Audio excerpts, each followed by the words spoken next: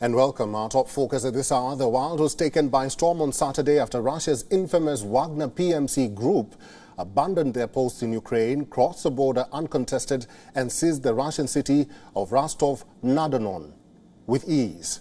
While the move, orchestrated by Wagner chief Yevgeny Prigozhin, might be the biggest existential crisis Vladimir Putin's regime has faced in over 2 decades, negotiations with Belarusian president and mutual ally Alexander Lukashenko successfully convinced the mercenaries to cease their march to Moscow.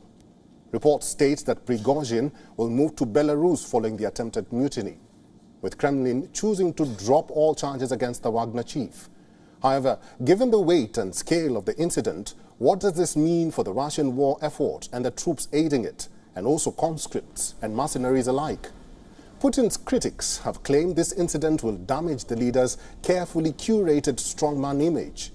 Moreover, during the occupation of Rostov-on-don, Prigozhin himself alleged that high-ranking Russian military personnel are misleading Putin on the progress of the war effort, specifically on the number of casualties. Furthermore, Lukashenko's successful intervention may strain the power structure in Moscow.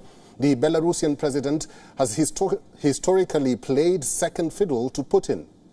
However, Lukashenko's role in diffusing the mutiny showcases the leader as having done something Putin was unable to do.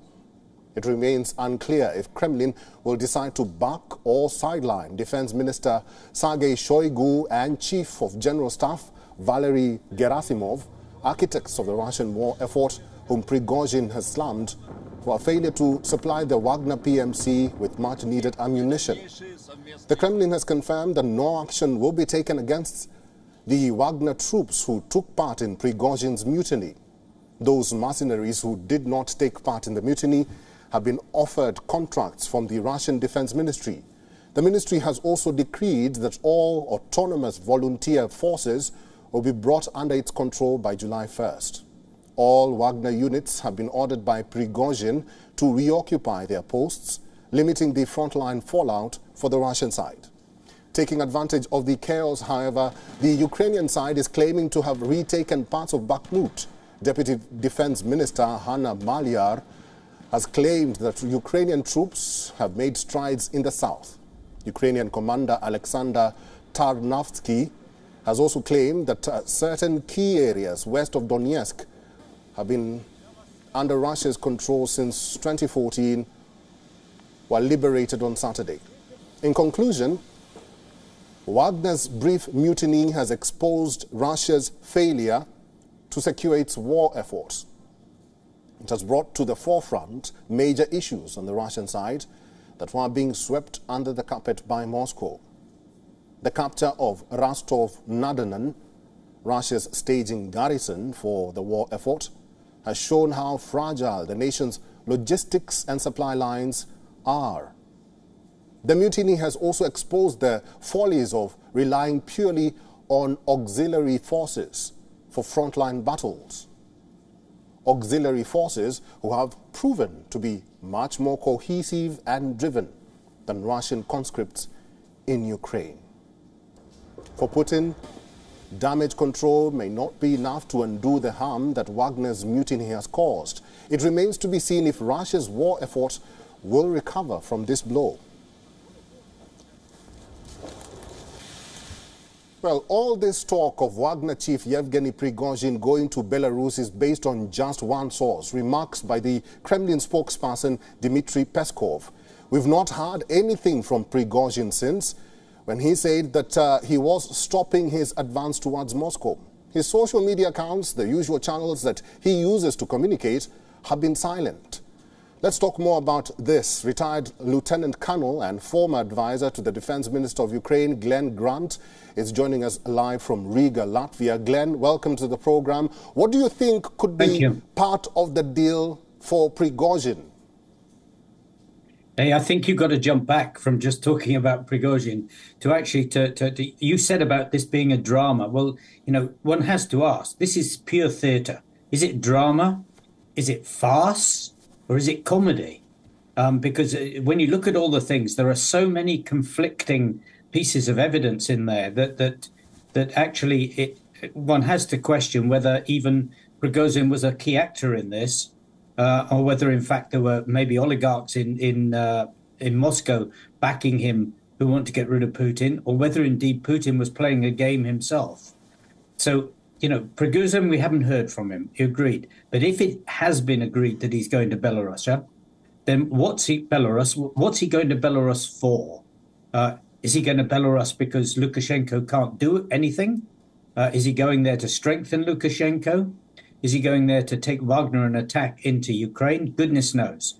But what is quite clear about all this is that there is something happening underneath all the facts that you said very clearly that we don't really understand yet. Glenn, with all due respect, this insurrection has, of course, left a mark in the ongoing Russia-Ukraine conflict. There are critics, however, who say this is the beginning of the end for President Putin. You being in Latvia, what effect has this latest development had in the region, not just on the war?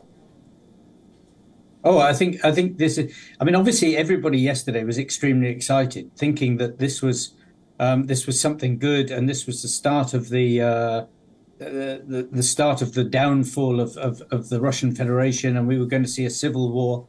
But I think there's a lot more sober people around this morning who realised that actually what this was about underneath was an argument between two sides, effectively, in Russia of who could kill Ukrainians best.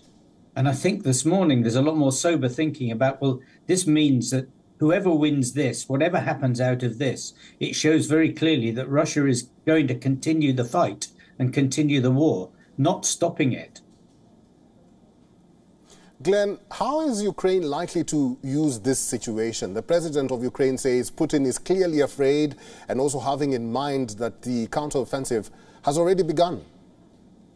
Yeah, I mean, Ukrainians are obviously going to try and use this